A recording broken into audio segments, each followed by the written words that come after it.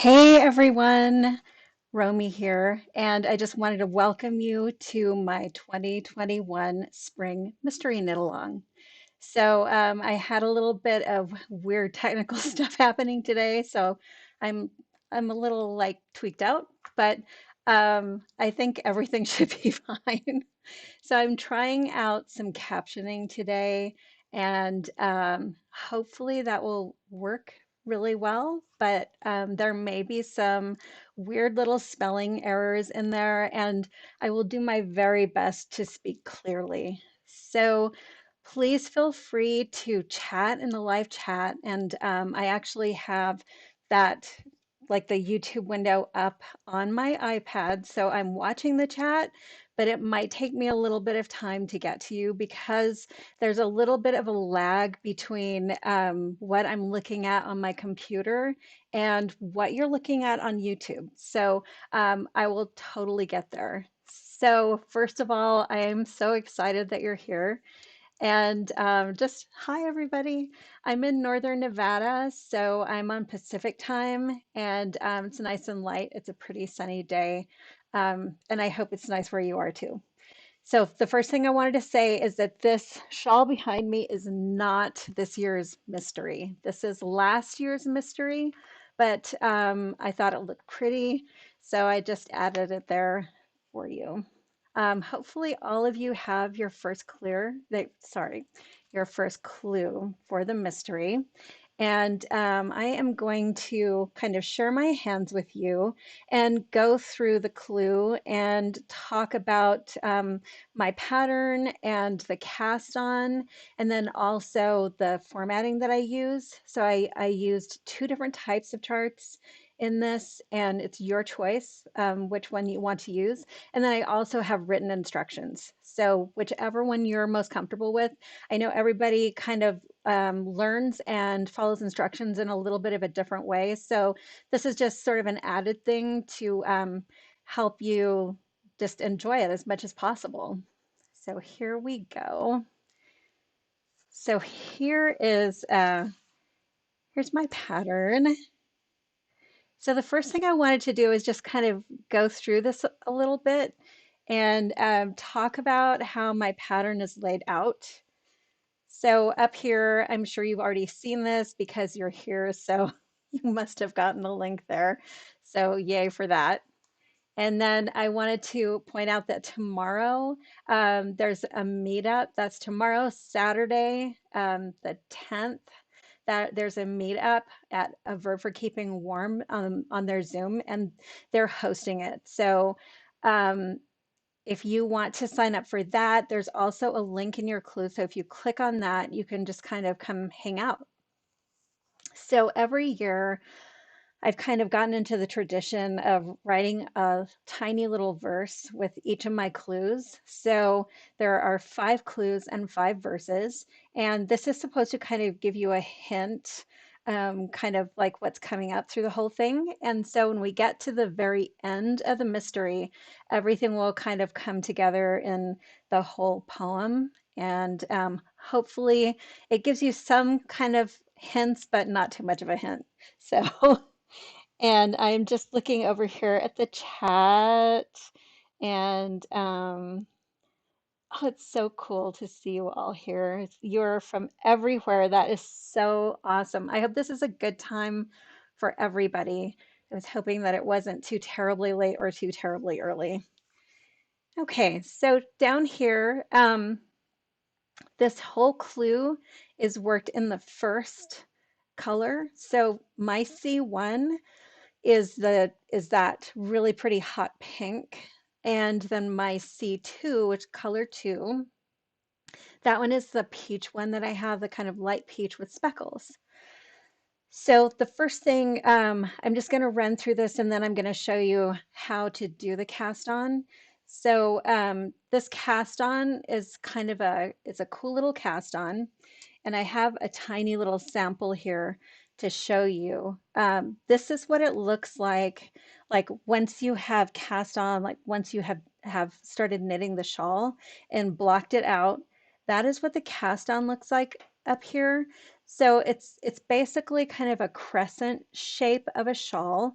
And this is just to kind of get rid of that little point that so often happens on crescent shawls in the middle. So that's what the cast on is for.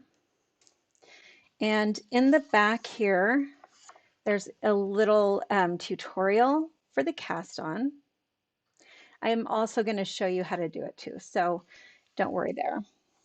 And if you have any questions, I'm just looking through the chat and I just wanted to make sure if you have any questions or anything, please go ahead and ask them. And especially if it's possible, if you can save questions to the last part so they don't get lost in the middle of everything, I will ask you for questions. I totally promise. Okay. So you might have noticed if you have already started the shawl, that this is not exactly mirrored here. So you're knitting front, back, front, and then you're knitting to two stitches before the end, then knit front, back, front, and then you knit one through the back loop. So I did want to point that out because that is not an error, even though it looks really funky. And the reason that is that all of these stitches, when you're looking at your work and you're knitting around, all of the stitches are going to fall to the left. So on this side here, when you knit front, back, front, all of these stitches that you're adding are going to fall between the first two stitches. So on the other side, in order to keep it like more even and the edge looking about the same, I did a knit front, back, front, and then a knit one through the back loop right on the edge so that all the added stitches still fall in between those two edge stitches. So that gives you a much nicer and cleaner edge here. Okay, so I think that the first part of this is pretty obvious. I don't think you're going to have questions about it. Um, Except let's take a look here at row 17. So on row 17, we are adding stitches here. So you can see that there's yarn over, and that yarn over does not have a corresponding decrease. So when you only have the yarn over and no corresponding decrease, you're going to be adding more stitches. And you can see here we go from 39 stitches to 55 stitches. And that is because of the shape here. With this type of a shallow half circle like crescent, you will find that you need to increase just a little bit extra up top here to keep that center from kind of lumping up there. So that is what that's for. Okay, so let's go on to the next page here. So you can see up here, we just continue on. And for those of you who ordered the Verb for Keeping Warm kit, you also got a partial clue. So this right here, this is the end of where the partial clue took you to. And charts A and B are going to be completely new to you. So right after that, you can see we have all the abbreviations. And we're going to talk a little bit about WYSIWYG and WYSIWYK. So what you see is what you get charting, and what you see is what you knit charting. Okay, so here is one of the chart keys. This is for the what you see is what you get type of knitting. So let me go on to the next page here. Okay, so the next page has chart A. So both of these charts are in fact chart A. So the top one corresponds to that chart key that I was just showing you on the previous page. And you'll see here that there's just a purl stitch every other row in the column here. But if you take a look down at the what you see is what you get chart, you will see it doesn't quite look the same. So there's a lot of pearl symbols in here. So that's the first obvious thing that you would notice. And that is because on the what you see is what you knit, you're just going to be working each symbol exactly as you see it when you come to it. So for instance, if I see a knit symbol, I'm just going to knit, whether it's on the right side or the wrong side of my work. So if I see a purl symbol, I will purl, whether it's on the right side or the wrong side. So this is like a visual representation of written instructions. So you can also see the written instructions underneath here. And when you look at, this is kind of christened what you see is what you get.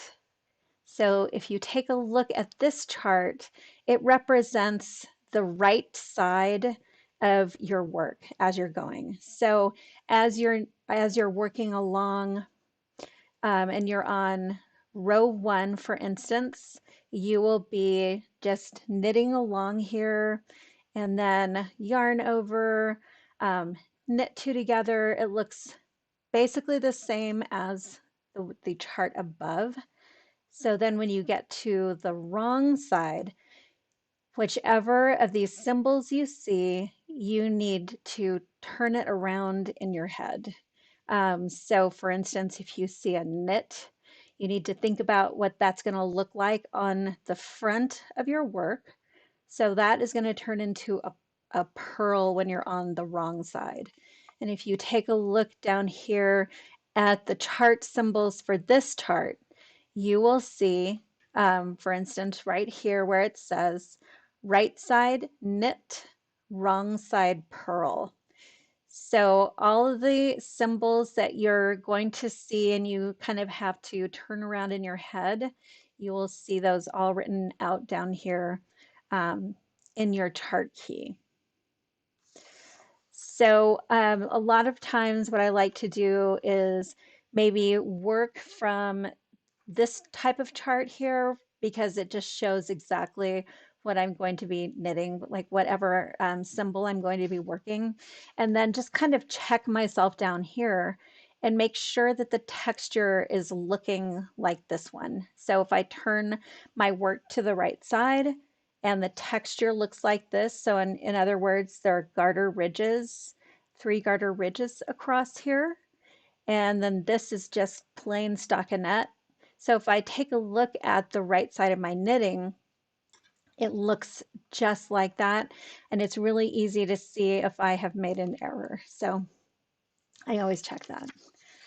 Okay, so for chart B, it's the same. So up top here is what you see is what you knit. And then at the bottom here, it's what you see is what you get. So this is showing you just the texture as you look at the front side, the right side of your work. Okay, so let's take a little bit of, let's look a little bit at this kind of funky thing here. So this is a slipped stitch right here. And you're always going to have your yarn, the little float behind the slip stitch, you're always going to have that float on the wrong side. So it starts out, you're slipping a stitch on the wrong side here. And that one is, that's the first time you slip the stitch. So it's going to be with the yarn in front. So then this is the second time you're slipping that same stitch and you're on the right side. Your yarn is going to be in the back when you slip it. So every time you slip, you want that little float to be in the back so you can't see it. Okay, just wanted to talk a little bit about that before we start. Okay, so just kind of looking over here to make sure that everybody is good over in the chat. Looks good. Okay. So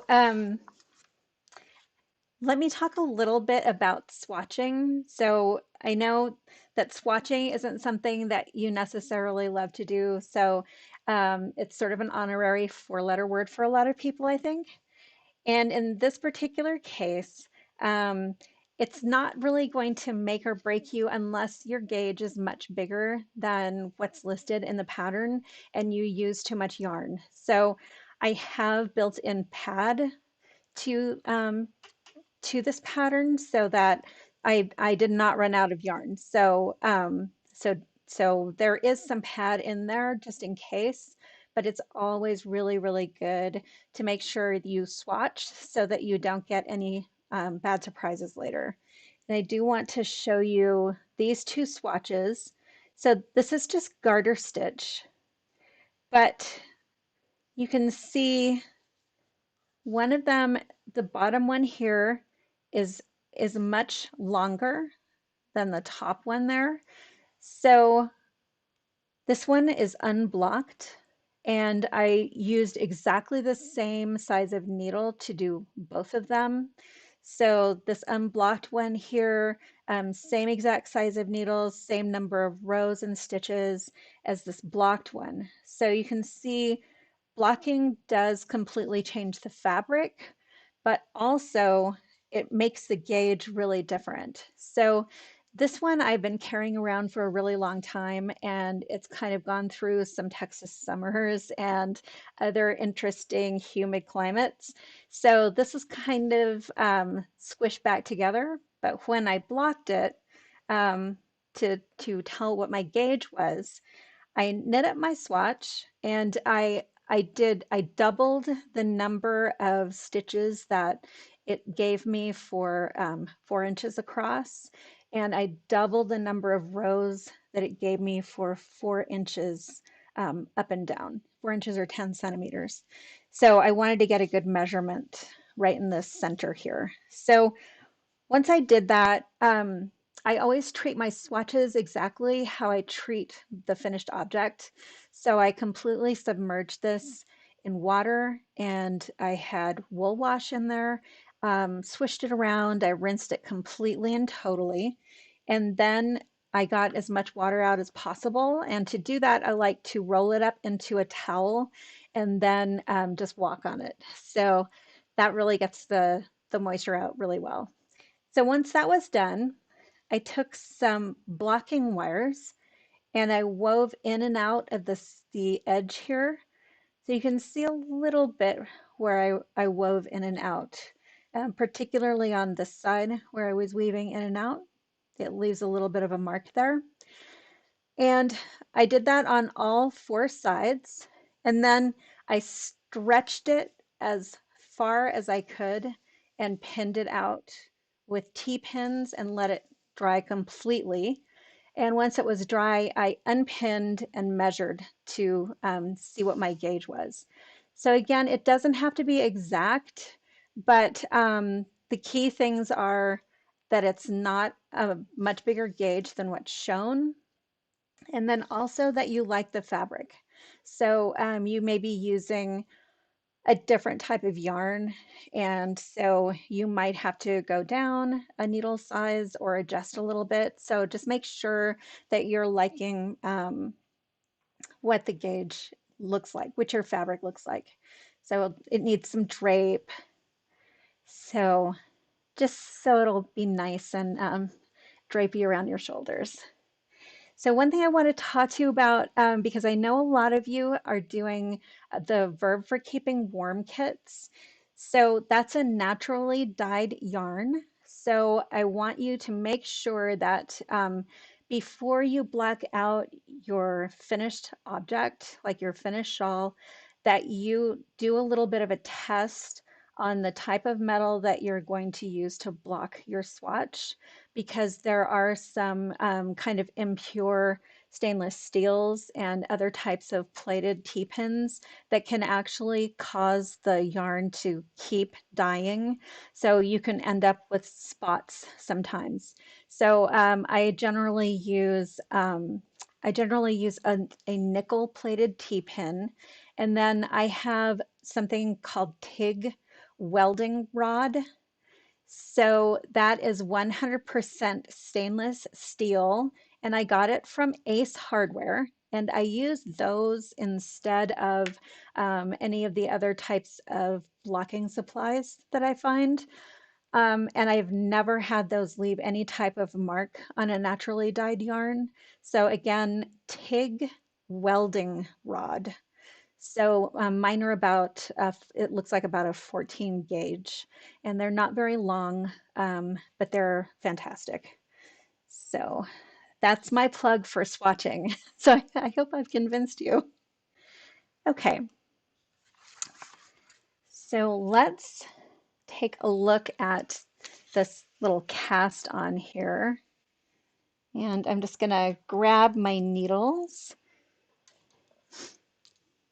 Have some pretty blue needles here. And let me show you what this cast on looks like. So you'll be able to access this again from the same link that I gave you. So if you need to see this again, you can go back and play it over and over.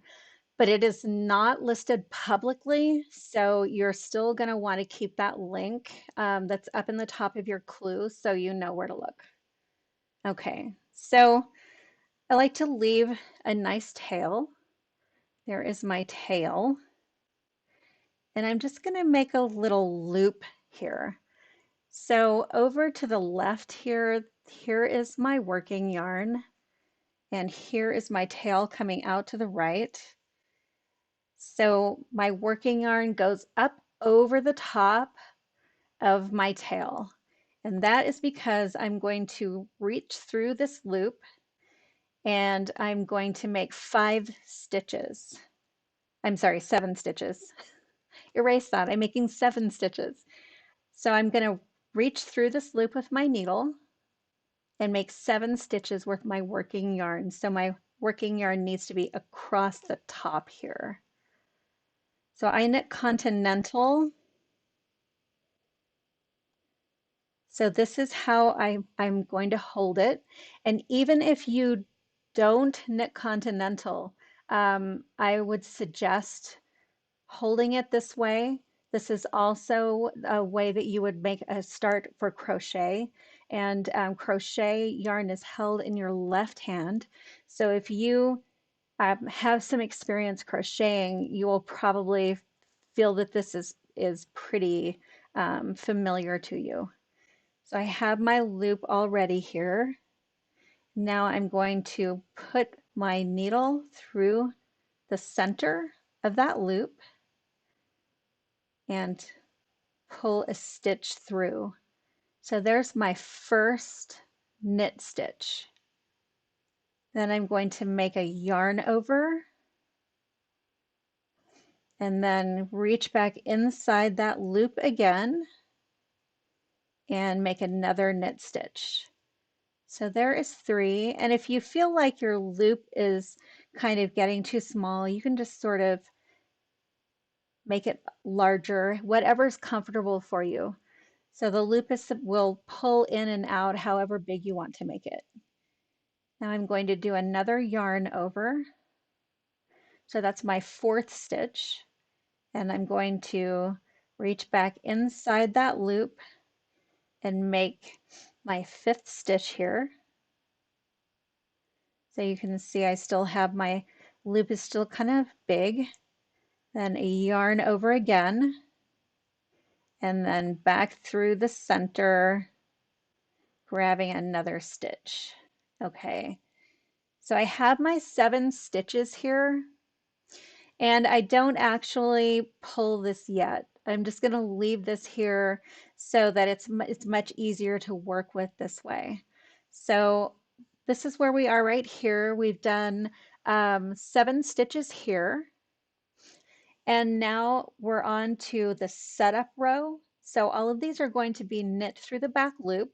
And what that does is just sort of neaten things up and make it tidier. So I'm just going to turn this around here. So if I wanted to knit through the front loop, I would be knitting just as usual right through the front here.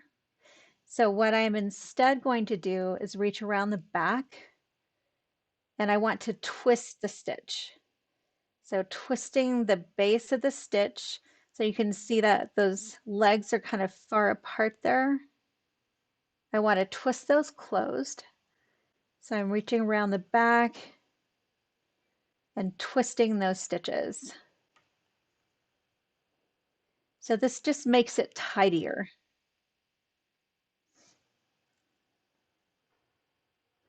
And that's my whole first row.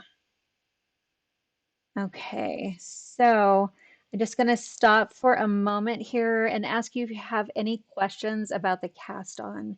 And I'm going to wait until this part of it gets to you, and then I'll circle on back and answer any questions that you have.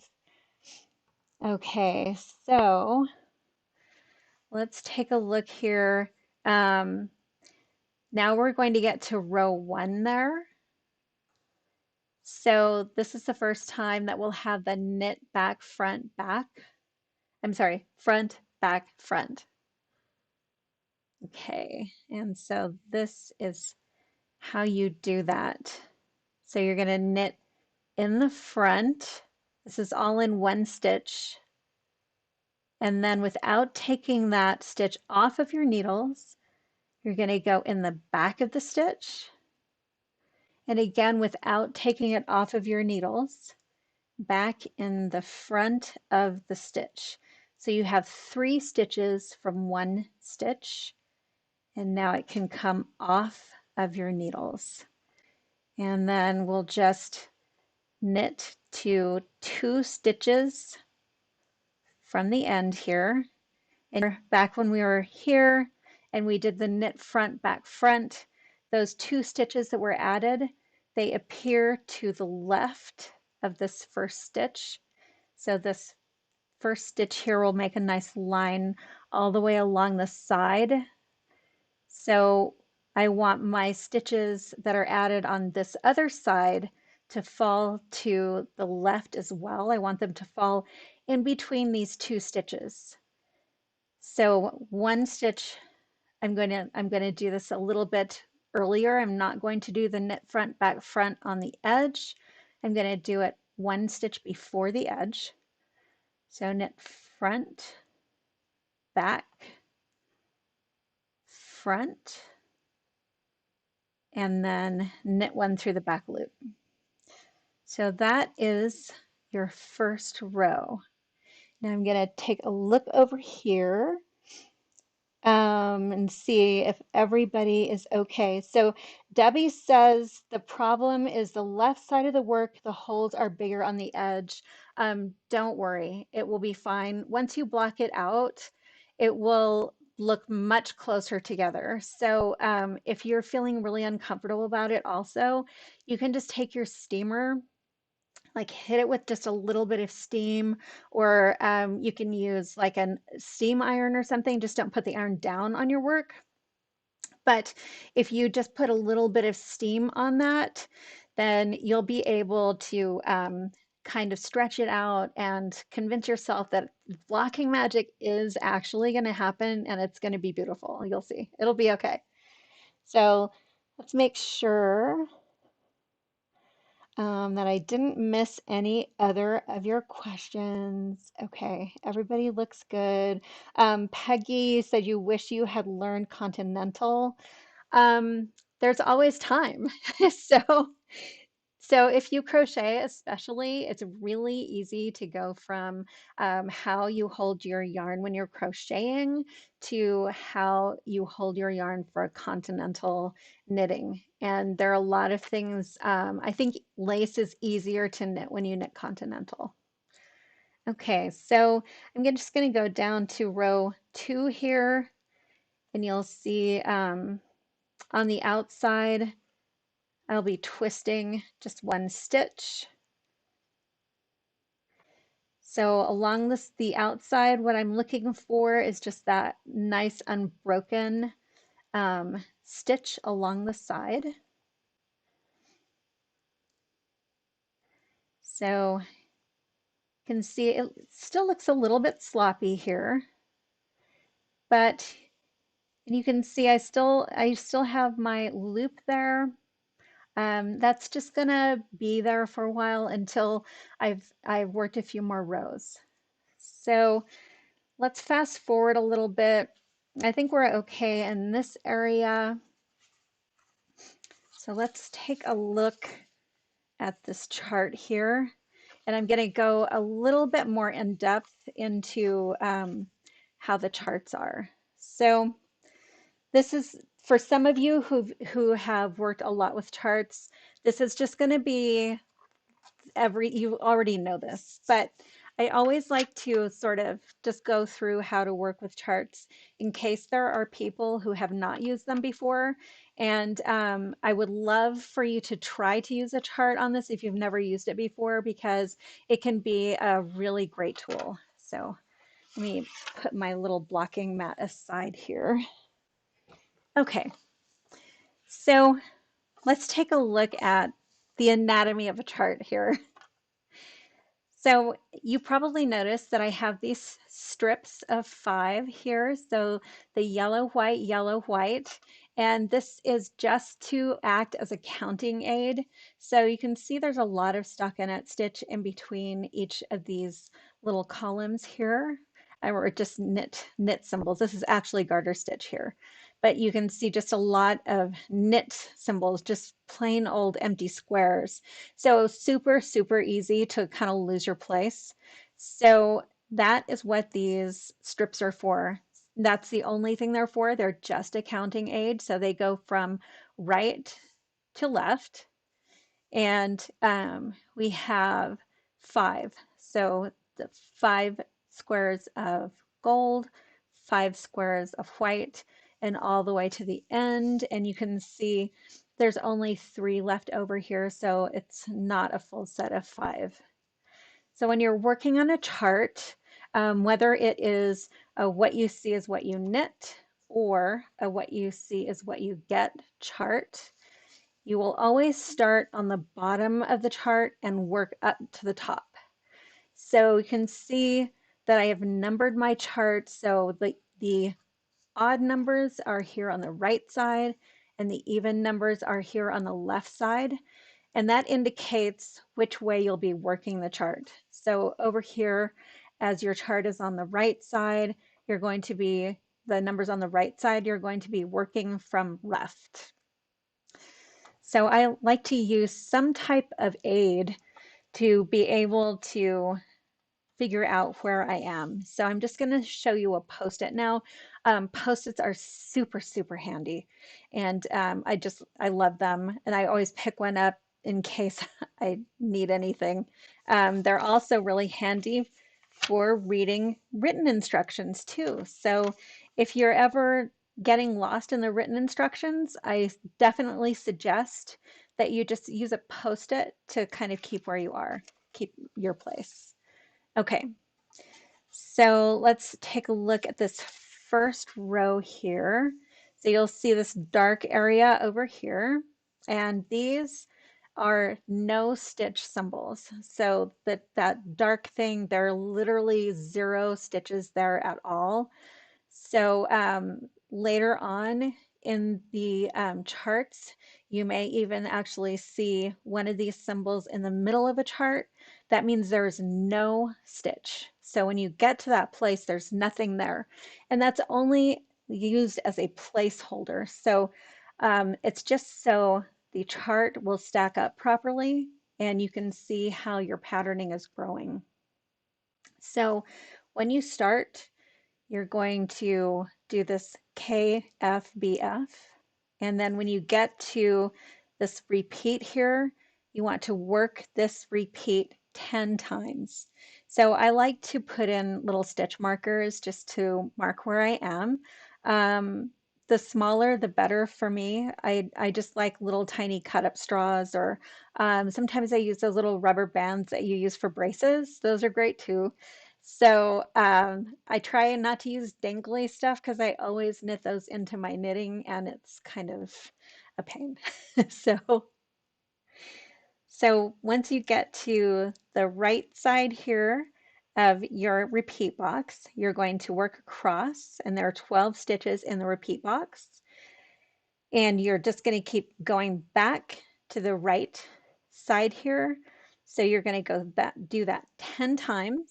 And after you've done that 10 times, you're going to come out the other end and then just work the rest of that row there. Okay, so once you're done with that, you can just move this up. So when you're working a chart, you always want to cover up the pattern up top here so that you can see how this part of the pattern is growing. So if you're keeping a good eye on your chart and your knitting and kind of comparing them, you'll be able to see really quickly if you get off at all. You will see, like, obviously, oh, my knitting does not match the chart. So that is why we do that. And particularly later, as we get into some lace patterning, you're going to want to cover up the top part of your patterning and just watch the pattern grow underneath, and you'll just be comparing it to your knitting as you go. So I've just moved that up. And since we're on the second row here, we are in an even numbered row. So we're going to go from the left side and work to the right. And this is where we're going to start slipping these stitches in here. So you're going to, this one I'm looking at is what you see is what you knit. So just for people who are looking at the captioning, that is what you see is what you knit, not get, but knit, knit, knit, knit. Yay, we got knit in the captioning. Okay, so you're just going to start from the left here, and you'll be slipping this stitch, and you want your yarn to be in the front, so facing you, so that when you turn it over to the right side, you will not see that little float on the right side. You will see it on the wrong side. So it's same as before. We're going to work this little area in here 10 times before heading on to the other side of the chart. Okay, I'm just going to check over in the chat again. Okay. So Karen asked about starting your shawl. The gauge is in stockinette and the clue is not. Is there another gauge we can check? So the gauge is in stockinette because most of the shawl is in stockinette. So just the beginning part is in garters. So so you should be fine if you get that gauge in stockinette, because most of the shawl again is in stockinette. So yeah, don't worry about that. It'll be totally fine. And let me see other questions. Just want to make sure I have not missed anybody. Oh, Knit Companion. Yes, Knit Companion is the best. Okay. Yay. Okay. Awesome. I think I've gotten everything. Okay. All right. So let's move on a little bit. I want to go through this little pattern here and kind of talk a little bit about what's happening here. So you can see we'd have these 3 rows where you're slipping stitches, and then it comes to this increase. So you're going to be making 3 stitches out of that one slipped stitch. So into that slipped stitch that's kind of elongated, you're going to knit, yarn over, knit. So I'll show you what that looks like. I'm just going to do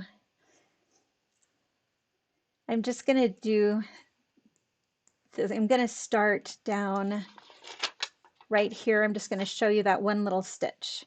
I'm just going to choose choose a stitch. Okay, so I'm going to do this little symbol right now. I'm going to bring my yarn over because I'm on the wrong side, slip that stitch, and then continue on. Oops. So I don't want to spoil anything. So I don't want to like work this whole thing in front of you but I do want you to be able to at least see how this works out. Okay, because it can be a little bit tricky. Okay, so I'm just doing my garter stitch, and you can see here I've come to my slipped stitch. So I have my yarn in back, and I'm going to slip that stitch again, and that is this symbol. So onward to the end, and I'm going to turn it over. So now I have another slipped stitch.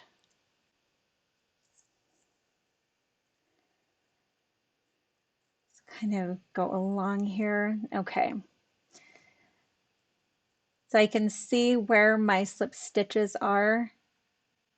I'm going to bring my yarn forward and slip the stitch again.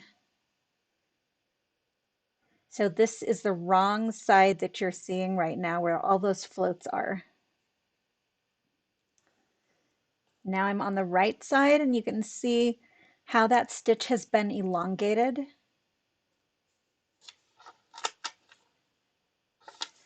So that is my elongated stitch. I am going to work on over to that elongated stitch. Okay, so now I'm going to knit one, yarn over, knit one into the elongated stitch. That's what we have so far. And let me just get to the end here. Okay. And now we're back to the wrong side, and you can see we're at this little 3 here, and that one is just a purl 3. So I will show you what this looks like. First I have to get myself untangled here. Okay, untangled. Alrighty, so this is the wrong side again.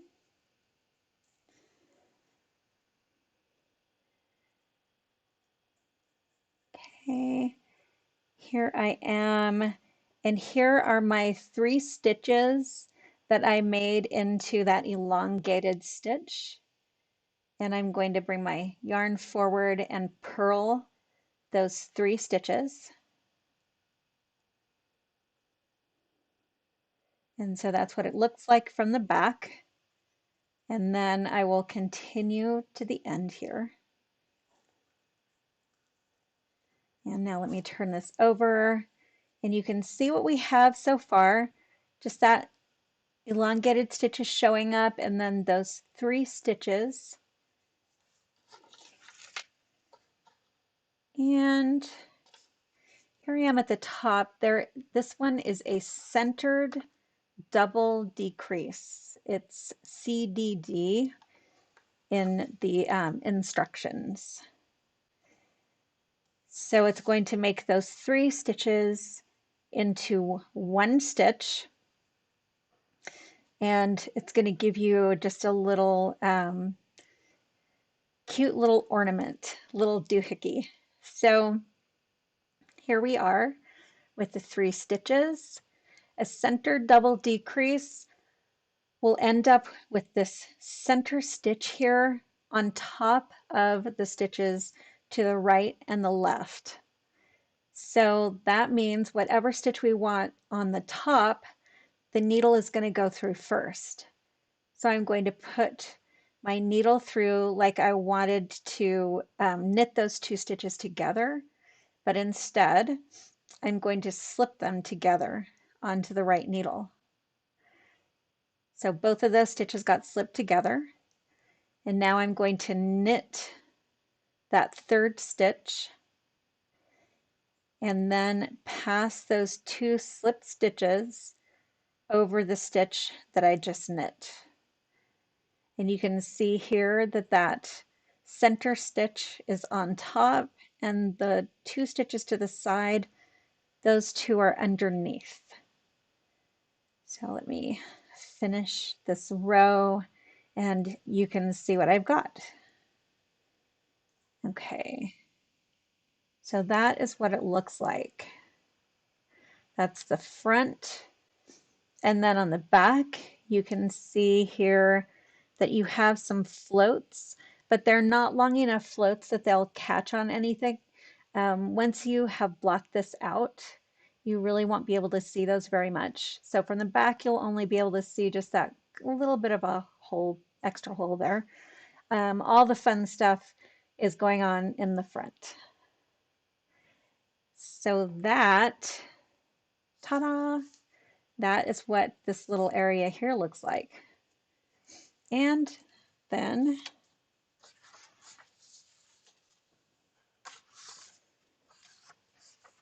if you want to take a look down here, you can better see the texture here. So you can see that in between these little ornaments, we have garter stitch. And then there's still this one column of stockinette stitch going up. And the shawl keeps increasing. And so, let's see, I think I covered everything that I was thinking I needed to cover for you all. So once you are finished with chart B, you can see it just sort of ends there in the middle. So obviously incomplete and waiting the next clue. Yay! So I'm gonna kill a little time at the moment so I can wait and make sure that no one has any questions or anything. I want to make sure that I have all your questions answered. And I'm just gonna talk a little bit. And if you can think of any questions or anything, please ask me in the chat. And I'll be kind of watching and making sure that I don't miss anything. So let's see. So Janet asks, which color uses the most yardage? They're fairly even. So there's not enough difference so that I feel comfortable telling you that one uses more yardage than the other just because of different knitting styles. So for instance, like someone might use more yarn or less yarn doing garter stitch. So it's about even. So I wouldn't short yourself on either of the skeins. So you definitely need to have 385 yards for each skein. Or I think actually Doodle, I think is 380. So, and that's totally fine. But let me, no, that's 388. I was just looking at my pattern. That's, so yeah, 385. So at least 385. That's like, unless you wanted to play some serious yarn chicken, which, I mean, you know, some people like the adrenaline rush. So let's see. Um, what can we see? Oh, Mel's reverse mullet. I love that. Okay, that's hilarious. That I love that. It's the reverse mullet stitch. Henceforth, this shall be shall be called the reverse mullet stitch. So Kathy asked, what do you do with a cast on loop? So let me just show you. So once you are finished, you're just going to pull this together like that. And so I didn't increase, so I don't have, so it's not showing flat across the top. But this is what you're going to do. Just pull it tight like that. And I can show you over here. So here is my cast on loop on the sample. Let me open this up a little bit. I think I can still open it up. Didn't want to, um, I didn't want to make this tight enough. Okay, so you can see here, there's a loop here. So I'm just going to pretend that's my little cast on loop here. And whenever you get enough stitches right through this area on the shawl, whenever you want to see the starting look like it's flat across the top, just take that end and pull, and it pulls tight, and this will gather up all at once. And you can do that whenever. So you don't have to, you can wait until you block it too. So no problem. Let me see. So, and then another question from Shobha, if you are using contrast, would you start with a dark or light? So, so I started with my dark because I wanted the vibrant pink next to my face. I have kind of a yellow cast to my skin, and so the peach makes me look a little anemic. And so I wanted that beautiful, vibrant pink up close to my face. So my answer would be whichever of the two yarns you want. Whichever one you start with is the one that's going to be dominant in the shawl. So even though that you have the same amount of yarn for both colors, the way this has worked, the top part having more rows like that, the one you start with is going to be dominant and it's going to be next to your face. So it will look beautiful either way, but that would be my suggestion, whichever you like to see up near your face. And then let's see. Cornelia, I am so glad that you like the flat top. That's awesome. Let's see. think I think that I got all of your questions, but I'm just looking through to make sure that I didn't miss anything. Let's see. So far, so I think it's okay. Okay. Okay. So, um, let me see. Let me just go through all of my notes and make sure that I said everything that I wanted to say to you.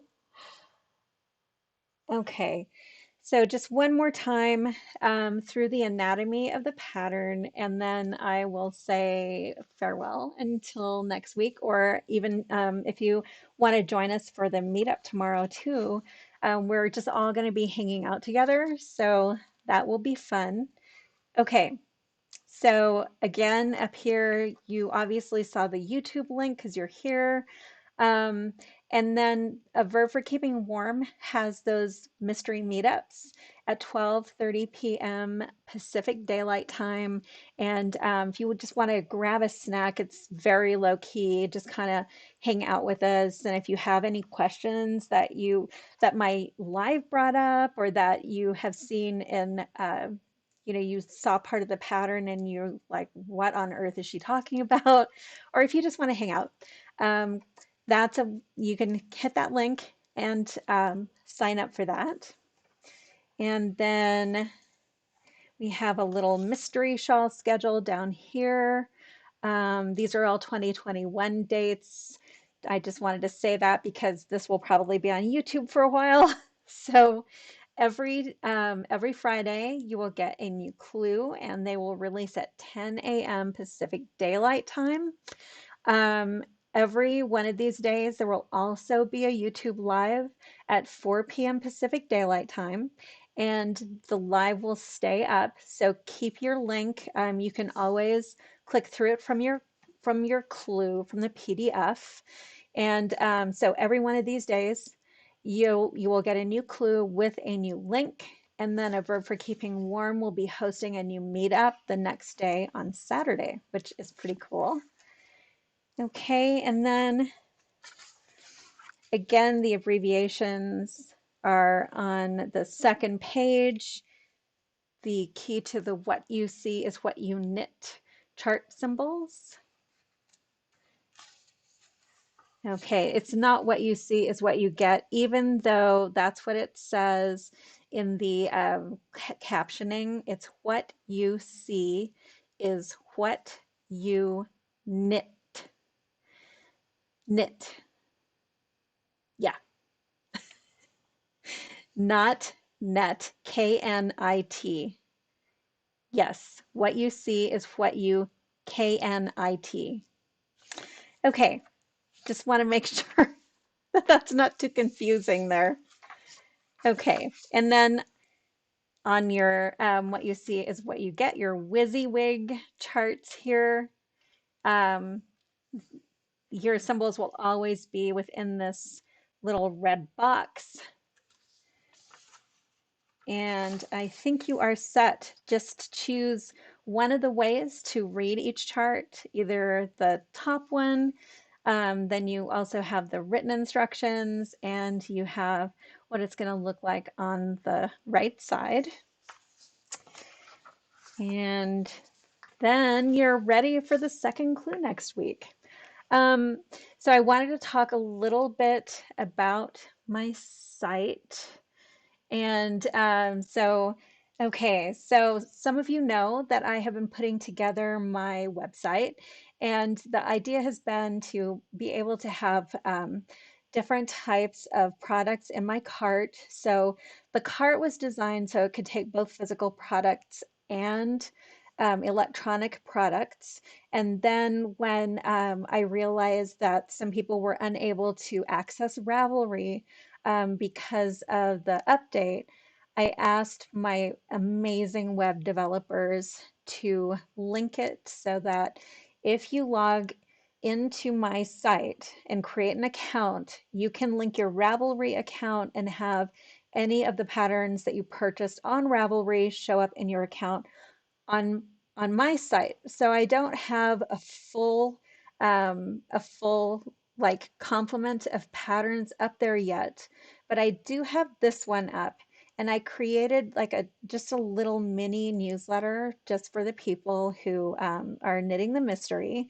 So if you have the mystery and you have not created an account on my site and you'd like to get that like that little mini newsletter, my site is designsbyromi.com. And so that is spelled DESIGNSBYROMI.com. Just had to get that in there for the captioning. So if you would like to get that newsletter, just create an account on my site and you'll get just a little tiny mini newsletter, and it gives you all the links and meetups and if there's any news or anything like that, and there may be some prizes involved at the end. So hopefully I'll see you over there. And I know I'll see you around. And I'm hoping to see some of you tomorrow at the Verb for Keeping Warm meetup. And thank you so much for joining me. Let me take one more look. Linda asked if the Saturday meetups will be recorded, and they will not be recorded. They're just to kind of hang out and like just a knitting group. So mostly for companionship and not so much for techniques. It's like a something low key. So all of these are recorded and they will stay up. And if you have questions that I didn't answer here, then just write to me, ask me, and I will talk about whatever questions you have. And you'll also be able to reach me by email, and then also in my Ravelry group, and then also the Stockinette Zombies have a Discord server, and they're also having a little miniature mystery knit along over there too. So there are lots of places that you can go to and get your questions answered, hopefully. So let's make sure everybody, okay, yay. Okay, so I think I got everybody. hopefully that covers everything. And if you have any questions at all, definitely just let me know. And I want everybody to have a great time. So, yeah, just write to me and we'll get it all worked out. So, thank you, everybody, so much for joining me. I have really enjoyed this YouTube live, and I will see you next week and maybe some of you tomorrow too. So that would be really cool. So bye bye, everybody. Y'all take care and happy knitting.